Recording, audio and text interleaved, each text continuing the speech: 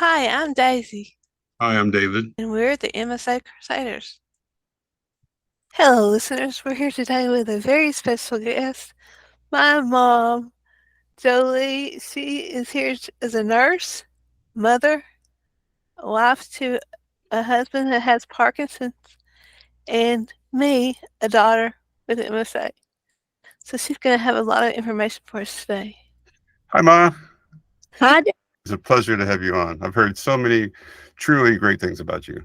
Oh, I hope I can live up to that.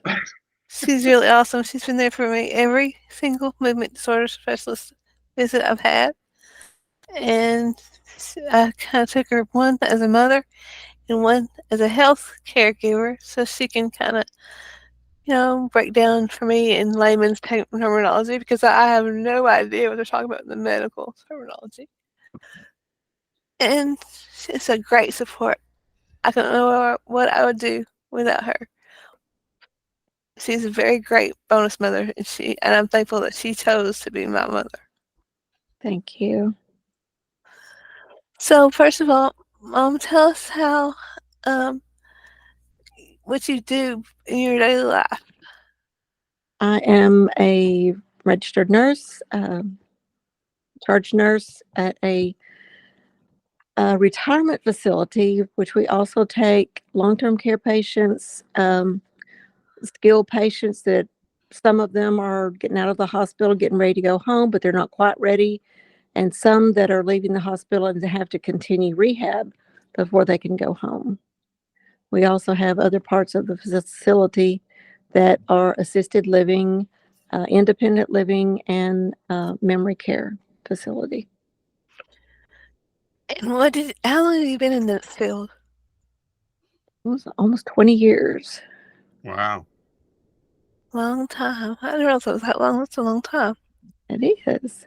What did you do before that? Several things. I was a hairdresser. I've been a secretary. We had some successful home businesses.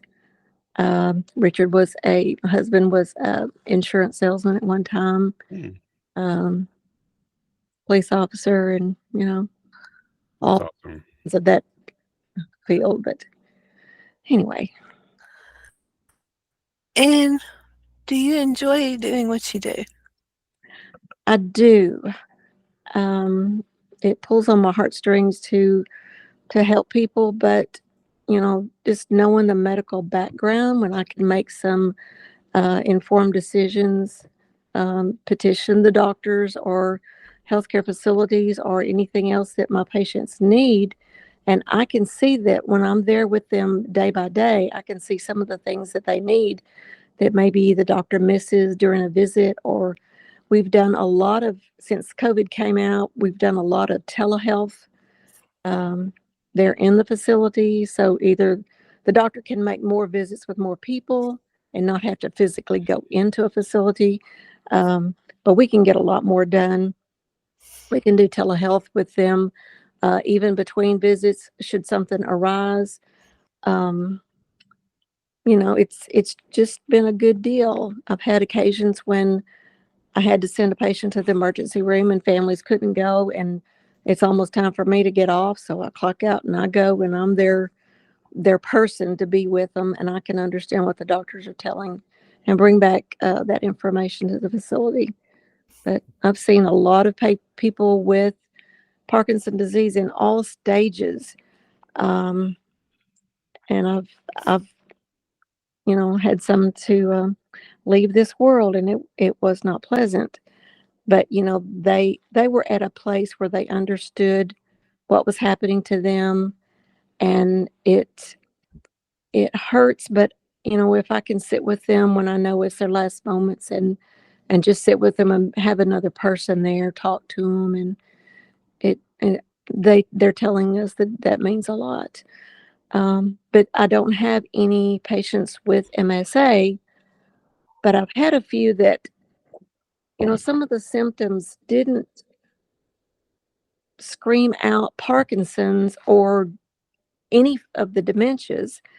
Uh, so I'm wondering if maybe we didn't miss something. And I've asked our nurse practitioners and our attending physicians if they wouldn't if they have any experience with MSA, are they aware that it is out there and that we do have patients in our area that they have those symptoms? And, are they just tolerating being told that it's Parkinson and not reaching out further to see if it might possibly be something else?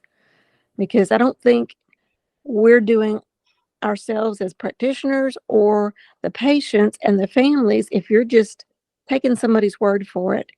Look over the symptoms, find out what they are, find out the differences, and see if you fit into one category or the other so that you can get the optimal care that you need.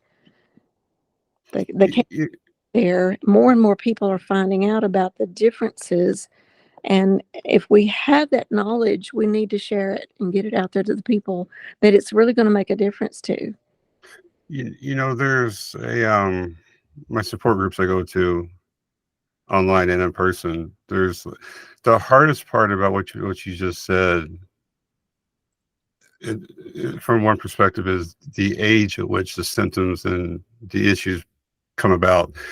When you're younger, it can only be so many things. It can only be a few things because dementia is not a thing at a young age.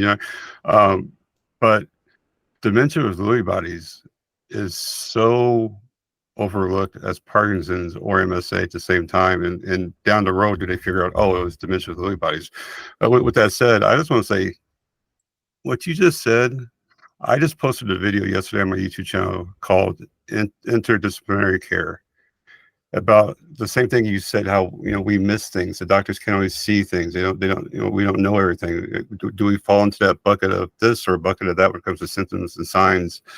And what you're saying is so true, that we have to have from top down. I mean, not only the doctors and specialists, but the nurses, the MAs, the CNAs, right? I mean, we got to have everybody on the same page, looking for things, being aware of things, and like you said, bringing up, saying, hey, did you know this patient has this or has that? Something that doctors may have missed, because doctors are busy. They can't be everywhere all the time. But I want to say thank you. Like using your own time to go care for somebody because they have nobody else, at least at that moment, says a lot about you. And like I say this all the time, like I hope that if I was in your situation, I would have done the same thing. I say it to my wife, my mom, my kids. I like to think I'm strong enough to do the same thing that you would, that you're doing and have done. But that says a lot about you, and about the medical field, that there's such a need for persons such as yourself to be there for those of us that are having these difficult situations. That's how big her heart is. She has Yes, a huge heart to take her own time yes. and spend it with people. Because she knows how long she knows it's not going to be an hour visit. It's going to be many hours, at the ER or urgent care or whatever. It's not so she, Right. knowing that your time has been given up to something else rather than home, says a lot about you.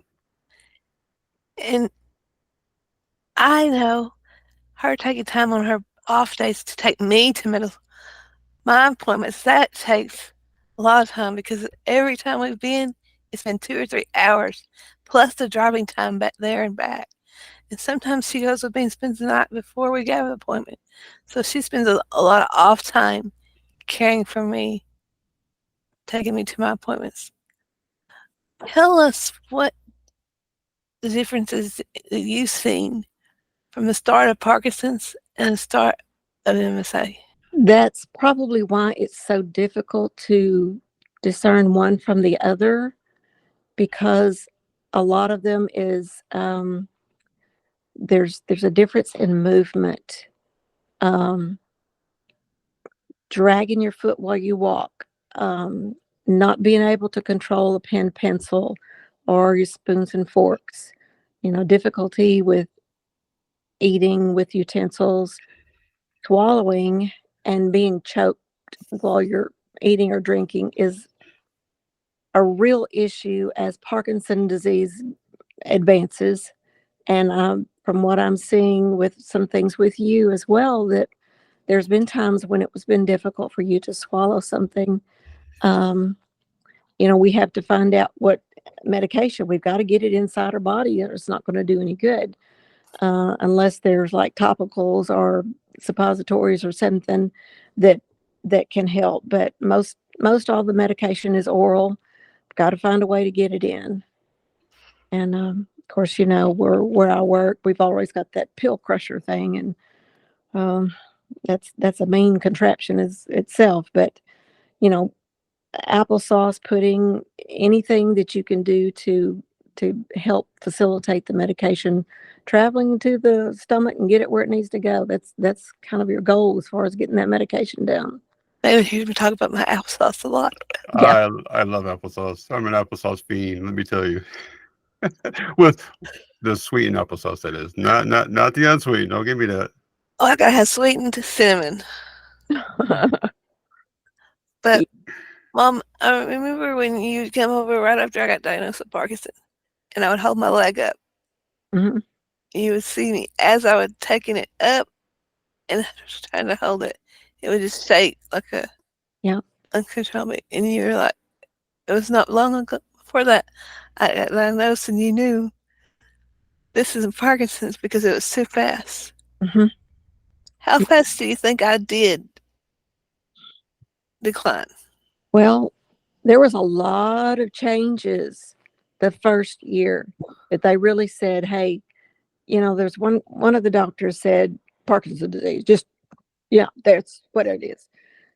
But you could see as time was going on, there's some other things going on. This is just moving too fast because with the patients that I've had, as well as my husband, things come on just very gradually. But from the things that I'm reading, even recently, there are some subtle symptoms way a couple of years, 2, 3, 4, 5 years ahead of the diagnosis that are symptoms of Parkinson and other neurological diseases that we didn't pick up on. We didn't know it was there. And of course now it's, oh, did you forget you put your keys in the refrigerator and the milk on the counter? Yeah, some of that is normal forgetfulness, but when it's in combination with so many other things that you just go, oh, well, hey, that's not right. You just think, man, you've put your shirt on every day of your life since you were 3 years old, and now you can't do it. You can't find the buttonholes.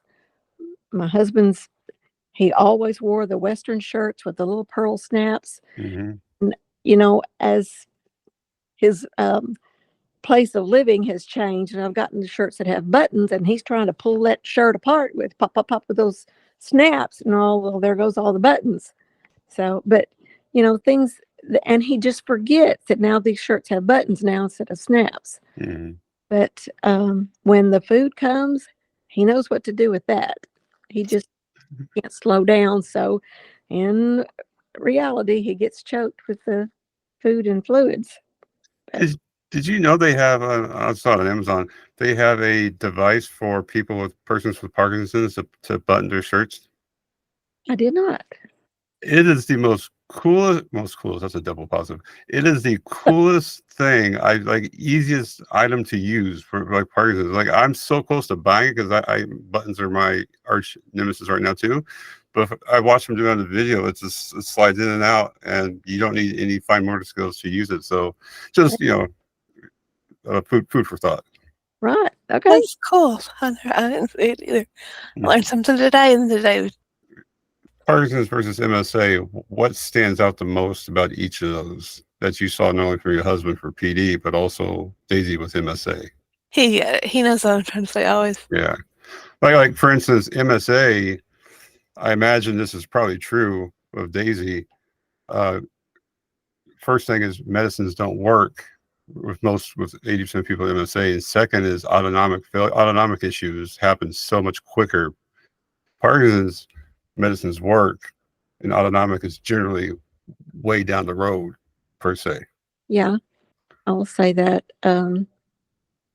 My he used to drive me crazy because when he was only taking the carbidopa levodopa, um, they said 2 tablets like every 4 hours, and You can have another one if you feel the need. Well, he said, I can feel my stomach quivering from the inside. So he'd take 2 more.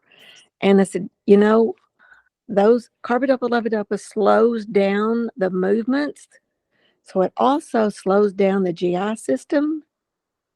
And that's a big contributor to constipation, Yeah. which, I said, but he just, I got to have it. I got to have it. And he would just take more and take more and take more. And he would take like 12 to 14 tablets a day, Wow. spaced out over the day. And, I'm trying to tattle on him when I take him to the doctor. And she says, now, Richard, that is not what I told you to take the medicine. I said, okay, we're going to have to print it up in bold letters and put it on the fridge because he's just, guzzling that bottle of pills. Yeah. But now he's taking 2 tablets 3 times a day. But he has the Nuplazid was added as well. And so, he's at a point now where most of the time he knows me, but sometimes he doesn't. And what did MSA? And with MSA, I think it progresses so much faster, and there's such an array of medications that I don't know if they're just standard to prescribe for an MSA patient, or They are absolutely. That's the first thing to rule out everything else for the most part. and then let's reach out and try another one. Well, let's try this medication. Well, let's try this category of meds for movements and cholinergic and anticholinergic and whatever is autonomic. What meds can we use to help the MSA patient that are in different categories of bodily functions? So there's it's a vast selection out there, but I think even not with, I am seeing with most of the Parkinson patients, their medication routine is probably pretty predictable. But I think with MSA, I think it seems like it starts at different age groups in each person's life, that some medication routines are better for one person and a different medication routine is different for another person. I don't know if you understand what I'm saying. Yeah. The choices of medications and the times and the dosages. Yeah, well, MSA is completely different from person to Parkinson's is very predictable, and everyone progresses typically the same methods and mannerisms, year over year. But MSA, like Daisy and I, are similar, but we're vastly different on who, what, when, and where. Yeah, MSA is just it's a random freak show of what's going to go wrong next. But I always give David a preview. Yeah. I used to talk crap to Daisy.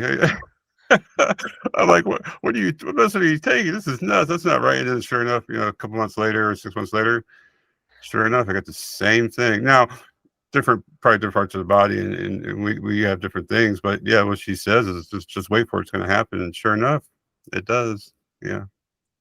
And I think, Jolie, to your original point about diagnosing the MSA versus PD and stuff, I was fortunate to see, my PCP to my RA doctor straight to neurologist. I didn't dingle dally around all these other doctors, straight to neurologist and then MDS. But the only thing that makes it quick to diagnose and accurate is if the MDS is aware of the initial onset of symptoms. Like you said, you mentioned your husband's. Now you said it a couple times. I'm just going to regurgitate what you said. You mentioned already 2 or 3 times about your husband's foot. Mm-hmm. You said that singularly, not together. MSA, these things happen bilaterally on both sides of the body at once. They rarely happen just on one. Now they might be worse in one than the other, but they always happen on both sides. So, you get to a random doctor, even the PCP, who's like, "Oh, it's Parkinson's because it's you're dragging a foot." When you're actually dragging 2 feet, I had the issue with my neurologist where I had to tell him, like, so he's like, so it only happens on one side. I said, no, so it's in both sides. I said, my left is much worse because I'm not a lefty, I'm a righty. So I keep using my right hand on my body a lot more. So obviously it's not as bad. But yeah, having doctors that are able to pick up on the initial onset of symptoms is key to diagnosing quickly, rather, MSA versus PD. Unless, besides having a doctor that's asking your husband, why does she walk like that? You walk out that office. So, yeah, That's what Mom, we spent the past hour talking to you. you took Yeah. me to my PET scan. And what? And before I got my MSA diagnosis, you took me to my PET scan. And you knew at that time it was not Parkinson by that time, right? Well, how did you know? Exactly. That's what I was going to ask you. Well, because she didn't follow the normal pattern that I have seen in my practice with the patients that I have. Like you said, everything is bilateral, not on one side or the other. Yep. But that just tells me that in my husband's case, he drags left foot, can't write with his right hand. So, the different parts of the brain was either getting enough or not enough or too much dopamine. As far as Daisy, everything what happened to her was uniformly on both sides. This can't be. You cannot say, please don't tell me it's Parkinson, because it's not following the normal Parkinson symptoms on one side or the other. Yeah, and it wouldn't be something like they were looking at me like, sorry, Daisy, like early onset Parkinson's, being so young that they're like, oh, well, early onset Parkinson's manifests itself in very unusual, weird ways. Like, that's a diagnosis I got in my papers, was unusual and weird onset of early onset PD. So someone, my age at 40 when I got it, they might be thinking more of maybe young onset Parkinson's, which I wouldn't blame them per se because of the age. But, when you get up to the 50 and 60 age, it's not, those persons are usually much more not limber, not as active, not as, still working as much. So, there's more telltale signs of Parkinson's for them. Yep, I believe. Mm-hmm. Sounds good. I just remember that day. I was horrified. I was scared. I said, Mom, something is not right. I thought, did I have a stroke? What's going on? I'm scared. And when that PET scan come back and they didn't find anything. Yeah, positron emission scans are only for checking. It's like we talk about Daisy, MRIs versus DAT scan versus PET scans. Like the DAT scan is detecting brain activity from here to there. MRI is just looking at structures per se, and then the PET scan is looking at the differences of the structures. Like, I'm amazed how some doctors still diagnose without getting all these other tests. Like I told Daisy, like one of the first things you get is, if I'm saying this right, EMG, shocking of the hands and the legs, because if the brain signals are going from the brain to spinal cord to your limbs without any delay, it's not, if there's no delay and it's normal, then it's not like a neuropathy. It's not actual nerve problems, but it's rather the source. It's the neurodegenerative of some type. So I'm amazed how some doctors like mine will order everything at once, just knocking one out of dismissing one diagnosis after the other, and some doctors like one test, like yeah, you got this. It amazes me how they're able to do such a thing. Jolie, what are the biggest differences between caring for somebody with Parkinson's versus caring for some? Now I know there's an age gap, but caring for somebody with Parkinson's versus caring for somebody with MSA.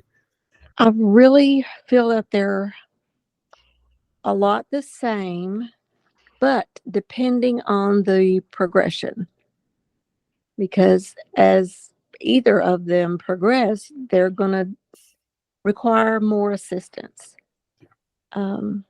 So this is probably, I hate, you can never compare oranges to oranges because no orange is ever just the same per se. But which is harder for you to, in your own opinion, to care for, the PD or the MSA? I don't think there's really a difference. Just, like I said, as it progresses, they're going to need more and more help. Mm-hmm. Well, I would say, isn't it easier to take me to the doctor than it is for you to take him to the doctor? At this very moment, oh yes, oh yes. But Really? he is mostly wheelchair bound. Hmm. He can still propel himself around in the wheelchair. Take him to the bathroom and say, "I need you to stand up and hold on to the safety bars on the wall." Well, he can, but he just needs assistance getting up, which Daisy does as well. Needs assistance getting up, but um, her mind is a lot more Yeah. Lucid. active at this moment than his. Oh, I could speak to her mind. Let me tell you. Don't get me started on that. Woo. Dave.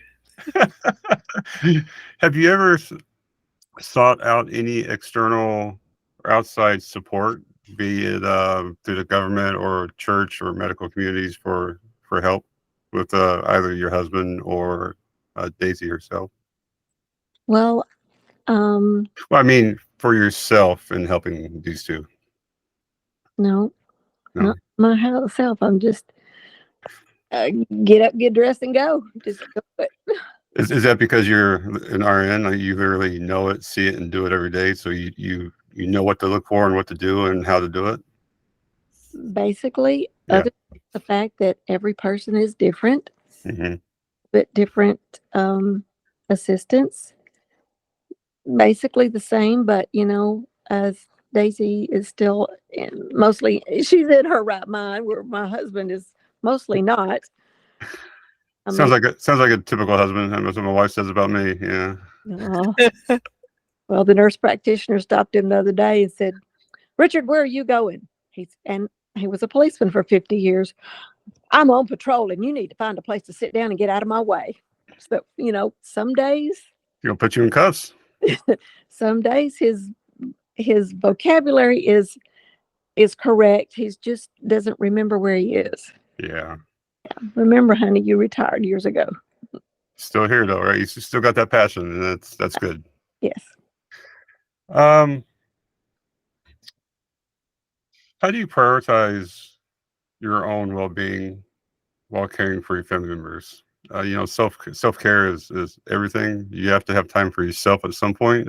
You have to, but Mhm. how do you prioritize that? Thank you, David. Did I take your question? Um, No. well, yeah, anything that's a necessity that can't wait, don't procrastinate. Don't take your time. Just go ahead and get it done, because you never know when, okay, I got to hurry up and go. I got to go do this. Daisy needs me right now. My husband needs me right now.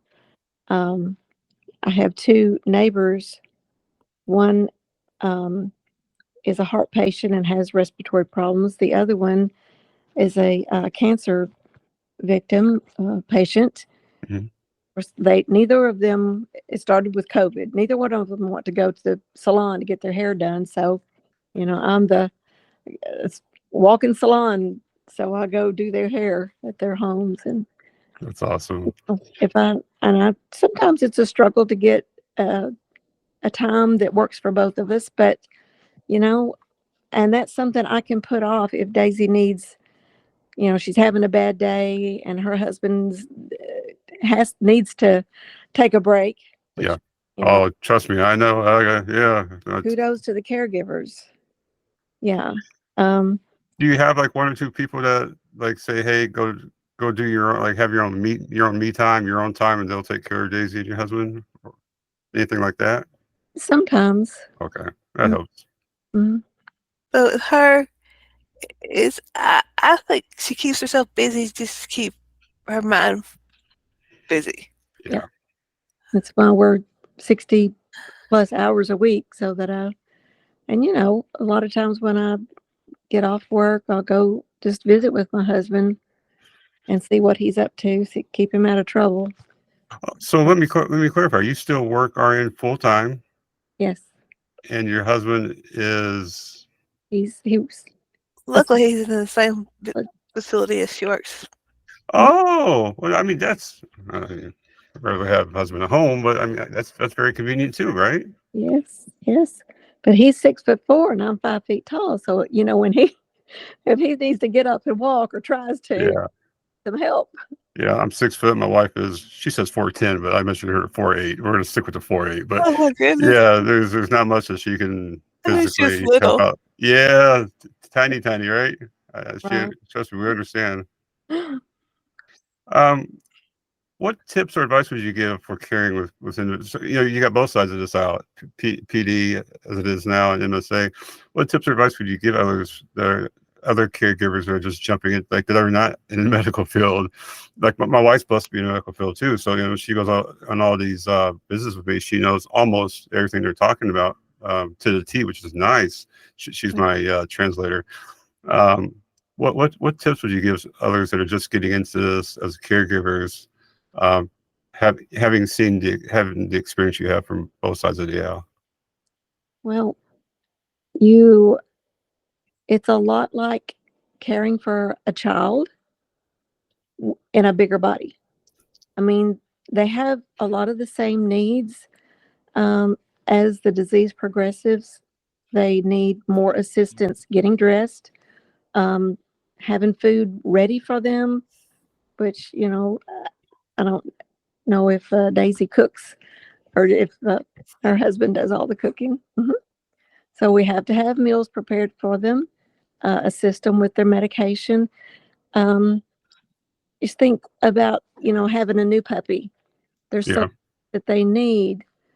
Um, and of course, as your puppy gets bigger, they're going to be a little bit more independent. But you have to remember that these patients with neurological diseases, there's at times it's kind of like a seesaw, a little bit of progression, a little bit of sliding backwards, a little bit of progression, and a little. You never know what the day when we're going to have good days and bad days. And we just added one more to her caregiving. She's been sitting with my puppy this week because I think he's having some neurological issues and didn't want to leave him at home alone. So she sat with him while I had to go to the doctor. So I imagine piggybacking on what you said, Jolie, about it's like caring for a baby. Um, it all goes backwards as well. I mean, we're adults, we're self-caring, we can take care of ourselves, even with MSA or PD starting off with, and especially as the brain starts to Period. decline, we start to go back into our Baby stage again. childish days. Like I've been on so many Zoom calls and seen so many people that are like older couple patients are acting like children, but that's the decline, right? It kind of comes full circle. If you were a parent, like if you're just married and never had kids, you may not know what it's like to care for kids and stuff. But if you have kids, it's kind of like, okay, here we go back. Potty training. Those of us with PD and MSA, lose control of the bowels and the bladders and stuff. So it's kind of comes back full circle. mhm. We have to take in nutrition, and when it comes out the other end, that's got to be Yeah. taken care of too. But I mean, you don't want to stop up the progression of the digestive cycle. It's just part of life. And that's probably one thing that's easier for MSA patients than a Parkinson patient. They know when they need to use a facility so they can tell you. Or some of them, yeah. I Mhm. think we do remain more cognizant than they do for PD. Yes. Yeah. So I noticed we talked earlier off camera. Um, I'd like to know, and I'm sure our listeners would too, like to know a little bit about Richard. I can tell he at some point was an avid hunter. My father was a hunter. We grew up hunting uh, tree stands. We hunted squirrel, deer, um, frog stitching. I mean, some pheasants here and there. He was very fond of putting his turtle shells and made them into clocks on the wall, and that was probably the biggest argument my mom and my father had. Get that turtle shell off the wall. He was so passionate about hunting. Even a time where he mixed deer meat in with the stew and didn't tell the family. I knew about it. I love deer meat, and the fallout from my sister and my mom realizing they had eaten deer for the first time was not very fun. But Richard was definitely an avid hunter. What else? What else can you tell us about Richard's? Is what he liked to do, things like that. He loved to hunt and fish, Fish. camping. He's been to Yellowknife in Canada, up in the Northwest Territories on a hunt. Wow. He took a job with a company in Louisiana that set up hunts, like the one to Canada. There was another one they went into Mexico with, and oh, the stories they told about landing in Mexico and the what do you call them? The cartel people. Yeah. No, they supposedly the people at the resort that they were supposed to stay at were supposed to protect them and tell them which the safest ways to go. And I said, Supposed to. don't ever take me down there. No, no, thank you.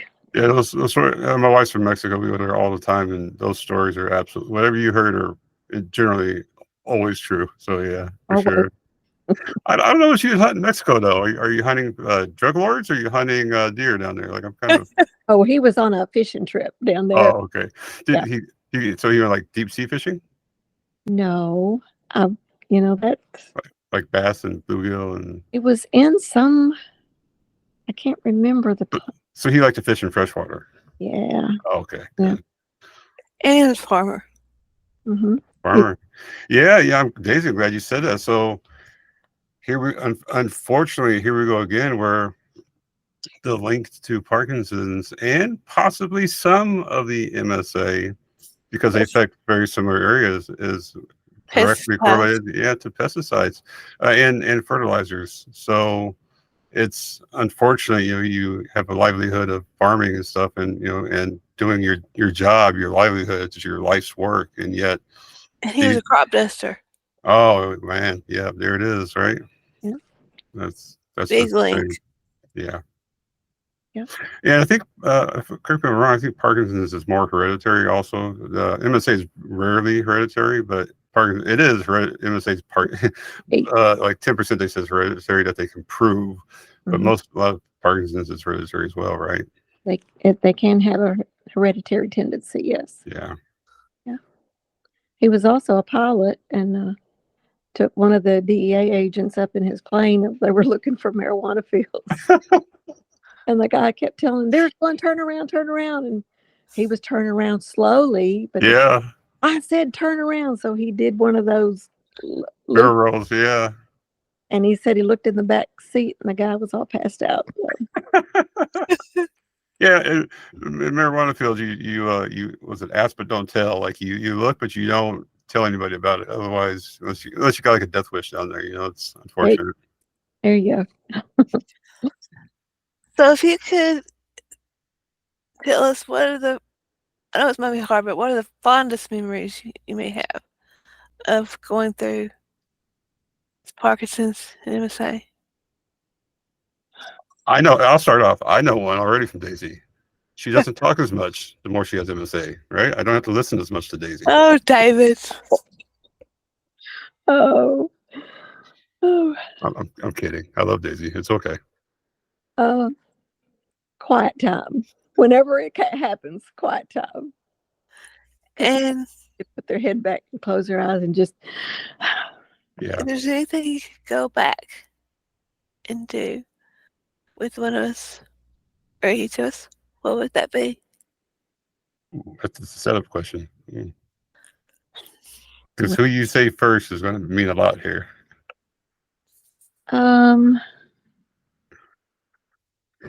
Just if I had all of this knowledge before both of you were sick, I mean, I don't know that we could have changed any exposures in life or just been aware of subtle symptoms long before they happen that to know that we need to seek extra help for.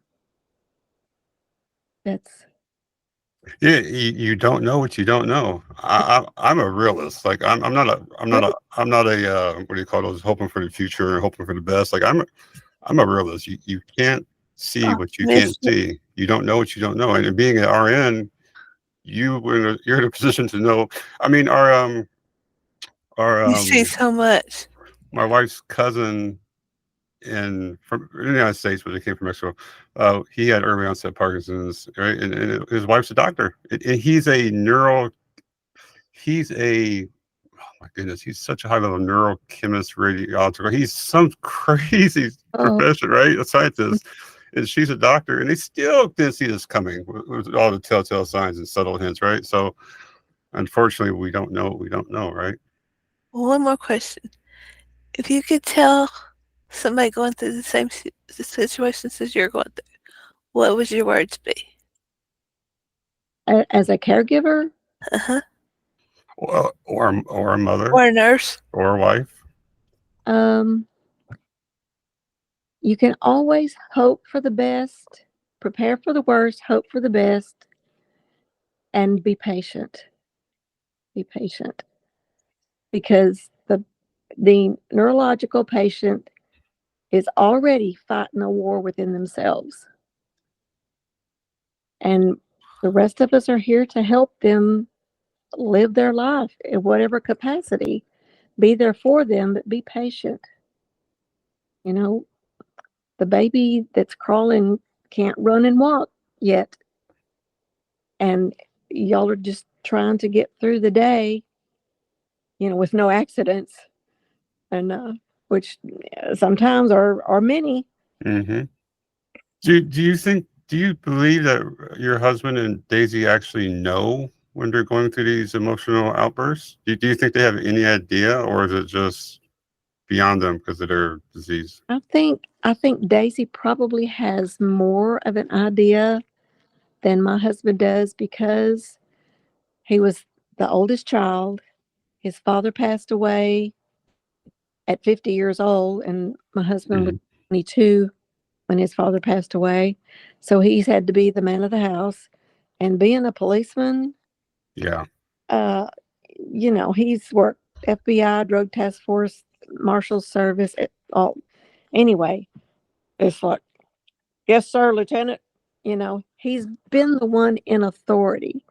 So I was, when he started doing things that were just so questionable, why are you doing that? He was like, because I know what I'm doing. I'm the man. Yeah, okay, babe.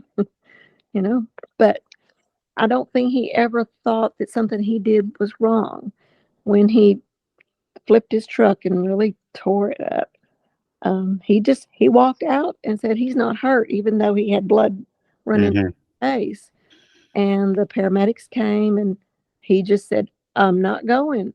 Well, 6'4", I can't make you go, but Yeah. it would have been a good idea. But I don't think it would have changed anything if he had gone to the emergency room. But they would have found he had I, Parkinson's I, disease.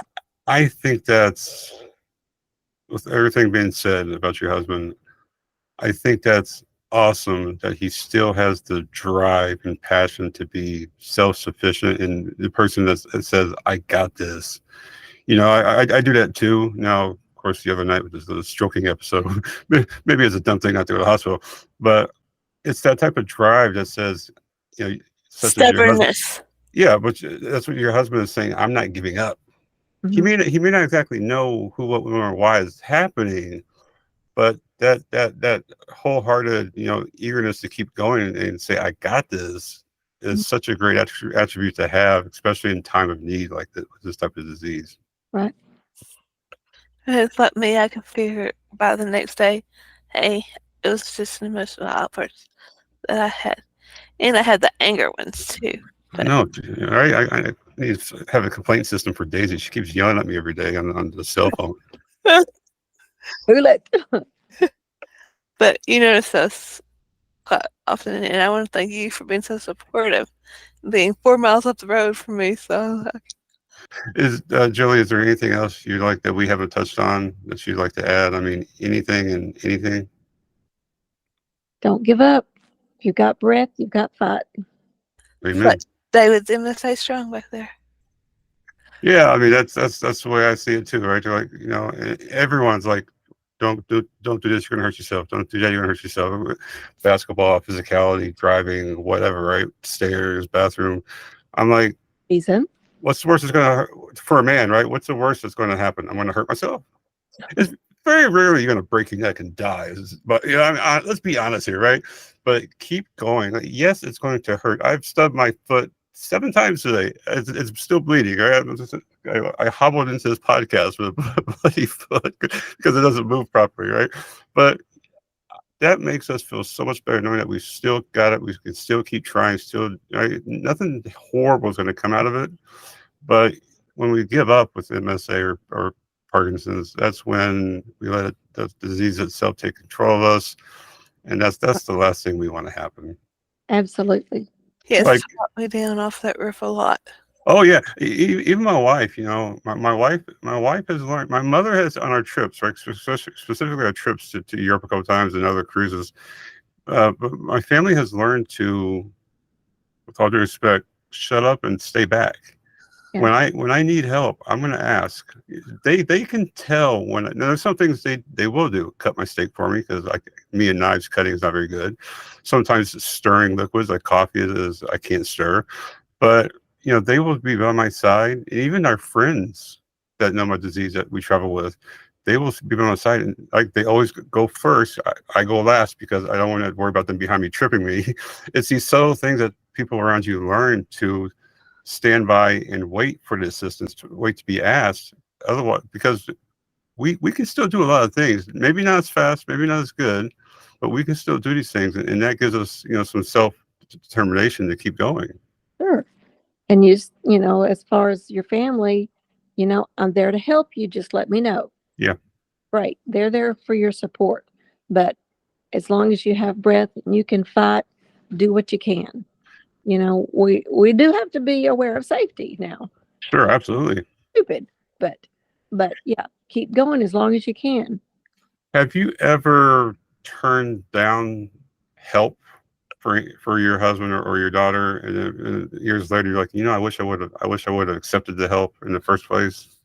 No, in the beginning with my husband, it was in the fact had to get the son to help me get him into the first care facility because he he was so mad at me. He said I would never have done this to you, Yeah. and that hurts. So Yeah. Oh, I bet. You know, my mom did that. Her mother, she passed during COVID, which is of COVID, and no one was able to see her for about a year because they restricted the nursing homes, right? So she literally restricted it for COVID, but she died of COVID from no family contact at all. And I know it's a virus; it's going to spread. I get that, but you know, she told me before. She says, you know, they tried caring for her for a long time in their own house because it was the right thing to do to them, to her and her husband. And after she had passed, you know, a year or two later, she told me, she says, you know, I have money, all the money set aside for if that ever happens for me, or my husband has to go to nursing care. She says, I want that for you. And having to, like you said, caring for children, diapers, and it's such a burden. It also takes a burden on it takes a toll on the family too. It does, whether people want to admit it or not. And you know, unlike you know, my mother was she was medical. She was a nurse when straight out of college, I believe, but she wasn't in the medical field for her whole life. So caring for someone, you know, her mother just was monkey see, monkey do. You know, just do what the book says. mhm, But yeah, she said the same thing. She's like, you know, it may hurt, but she doesn't want to burden a family with the stresses of caring for somebody like that. It's tough, and there's some things that you just can't predict. mhm. Yes, and sometimes the patient can say things that hurt your feelings, but you have to look at where they are, what they've accomplished, what are they really saying. You know, they're not saying something to hurt your feelings. They're trying to reach out and they don't know how to reach out or what things to say. So Yeah, it's true. I was crying and yelling at my cat for eating my dinner the other night. I gotta get that video next time. I start crying. I can't eat my food. Like that's how you know you start to lose your mind is when you start crying because the cat was eating your piece of pizza. oh And I was cutting over some Cadbury eggs. Ooh, those are nice. So, I'd cry too. yeah, we do. over some crazy stuff. Well, Jolie, Mom, Mom, yeah, I was gonna say, Mom, it's a pleasure. I want to thank you for spending some time with David and I today, talking about some differences between Parkinson's and MSA. And we would love to have you back on the podcast someday. Okay. So, and I, thank I got one more question. I'm sorry, Daisy. I just had to ask. Which one is the better person to put up with, Daisy or your husband? Well, I mean, Daisy she's a handful, right? I'm sure your husband is too. Which one makes your life easier? Well, I suppose Daisy, because she's never said something that hurt my feelings. Never. Never. You wouldn't lie on the international podcast, would you? 12 years old, but yeah, she was going to fight me when she was 12 years old. I said, "No, girl." That's good. That's But probably some religiousness in there helping out too, right? But put the fear in no, God in there. but because she chose to be my mother, you want to know more about that? You read my book. Really? But, really. I got double vision. Come on. But I always write on my Mother's Day cards and her birthday cards, thank you for choosing to be my mom. Because she did. She chose to be my mom. Yeah, and to still Jolie, and to still be your mother with MSA, and to still be the wife of her husband that has PD, right? We're all husbands and wives and children and stuff and parents until something happens. And sometimes you see people doing like forgetting and leaving, so I can't put up with this, right?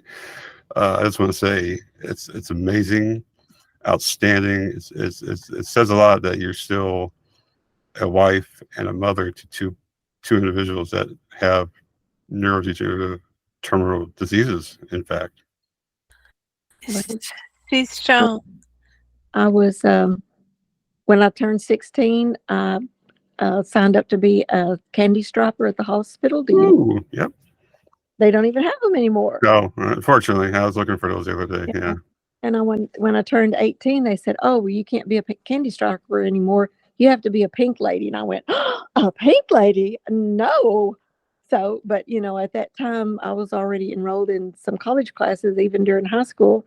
And I knew this is what I wanted to do with my life long before I never knew Daisy and Richard, so, and when this happened, at first I thought, why am I going through this?